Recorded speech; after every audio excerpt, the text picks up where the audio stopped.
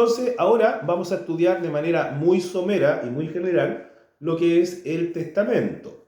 Materia que no se pregunta tanto en examen de grado, pero al menos conviene tener una idea general del testamento.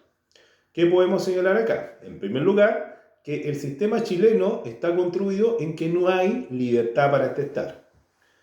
Y eso se vincula en que el testador, dentro del testamento, puede hacer lo que quiere. Y eso no se puede hacer. Por ende, no hay libertad para testar. Dicho eso, tenemos que ir a conceptualizar qué es el testamento. Y sabemos ya que tiene un concepto legal en el artículo 999 que define el testamento, señalando que el testamento es un acto más o menos, cuando uno dice, ¿cómo está ahí? Estoy más o menos. Entonces, el testamento es un acto más o menos solemne en que una persona dispone del todo o de una parte de sus bienes para que tenga pleno efecto después de sus días, conservando la facultad de revocar las disposiciones contenidas en él mientras viva. El testamento es un acto más o menos solemne en que una persona dispone del todo o de una parte de sus bienes para que tenga pleno efecto después de sus días, conservando la facultad de revocar las disposiciones contenidas en él mientras viva. Ese es el concepto de testamento. ¿Ya?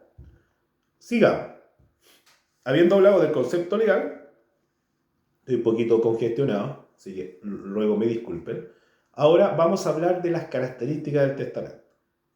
La primera característica del testamento en general, que es un acto jurídico unilateral. ¿Y por qué es un acto jurídico unilateral? Porque interviene una sola voluntad. ¿Y de quién es la voluntad? Es del testador. O sea, el del autor del testamento. Por eso es un acto jurídico unilateral. Segunda característica es que el testamento es solemne. El concepto dice más o menos solemne, pero siempre es solemne. Hay veces que trae más solemnidad y menos solemnidad, pero siempre es solemne. Número 3, el testamento in mortis causa. O sea, para que produzca efecto el testamento, produce efectos desde la muerte del testador, por regla general. Número 4, el testamento es un título traslaticio de dominio. ¿Por qué? Para los legados de género que son adquiridos, ¿no es cierto?, a través de la tradición. Entonces, por eso es un título traslaticio para los legados de género. 5, quinta característica del testamento, que es esencialmente revocable. Pero la única forma en que se puede revocar es mientras el testador esté vivo y una vez que esté vivo pueda volver a testar. Sexta característica, el testamento es un acto personalísimo. ¿Qué implica esto? Que es un acto personalísimo, implica que la facultad de testar es indelegable. 7, es un acto individual. Cada persona solo puede otorgar un testamento. No existen los testamentos mancomunados, ¿ya? Es individual. Y séptima característica, el contenido del testamento puede contener tanto disposiciones como declaraciones. Y la diferencia entre las disposiciones y las declaraciones estriba en que las disposiciones son aquellas de contenido económico. Por ejemplo, dejo mi auto a Nedielka Figueroa. Quiero perdonarle una deuda a la Nedielka Figueroa. Esas son disposiciones. En tanto que las declaraciones son aquellos de contenido extrapatrimonial. Por ejemplo, quiero reconocer a Pedrito como mi hijo. Quiero nombrar curador. Un poquito congestionado. ¿Ya? Esas son las características en general del testamento. Ahora hablemos de las clasificaciones del testamento.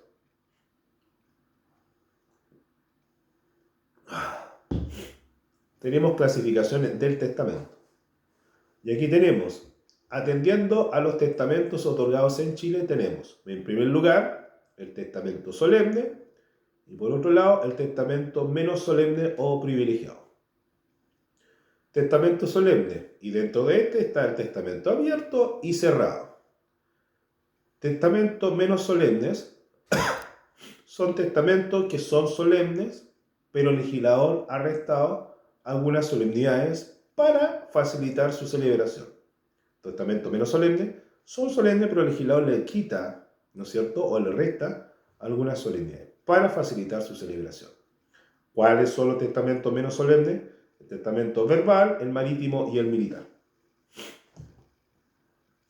Por ejemplo, el testamento verbal respecto a una persona que está a punto de morir, por ende la ley dice que para que pueda atestar de viva voz, siempre y cuando haya testigos presentes y declaren el contenido y su intención de testamento, entonces se le resta algunas solemnidades, ¿ya? Por eso se dice que es menos solemne, pero sigue siendo solemne.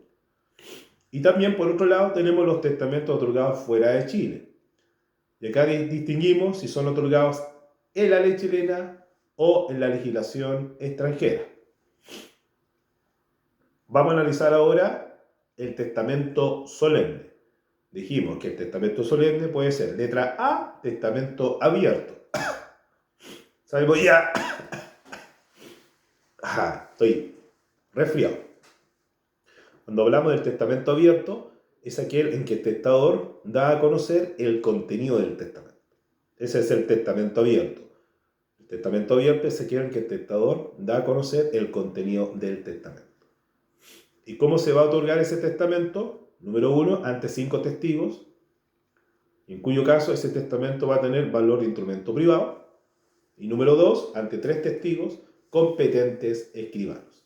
En este caso será instrumento público y se debe leer ante testigos y notarios. Por otro lado, tenemos dentro del testamento solemne también el testamento cerrado o secreto. El testamento cerrado o secreto se caracteriza porque no hay lectura. Es decir, en este tipo de testamento no se da a conocer el contenido, sino que el acto testamentario consiste en que el testador, en presencia del testigo, declara que está atestando y lo va a introducir en un sobre cerrado. Luego se cierra y los testigos firman el sobre. ¿Ya? Para ir terminando, vamos a hablar de algunas ideas relevantes del testamento. La primera de ellas es, o un resumen. Nadie está obligado a atestar en Chile. Eso es lo primero. Lo segundo, el testamento produce sus efectos desde la muerte del causante. Sin embargo, hay ciertas declaraciones que pueden producir efectos en vida, y estas son: letra A, declaraciones hechas en testamento abierto y que confieren derechos permanentes. Estas declaraciones producen efectos en vida. Por ejemplo, cuando el testamento abierto de reconocer un hijo, por ejemplo. Eso produce efectos sin necesidad de esperar la muerte. 3. El testamento es esencial para tener cuarta de mejora o cuarta de libre disposición. Y 4. El testamento es un acto jurídico y por ende no es susceptible de nulidad, aun cuando el causante haya fallecido, sosteniendo que hubo fuerza, por ejemplo. ¿Ya? Y el testamento es el único instrumento por el cual un legitimario puede ser heredado. Y por último, si el testador quiere modificar o dejar sin efecto un testamento, la forma de hacerlo es con otro acto testamentario.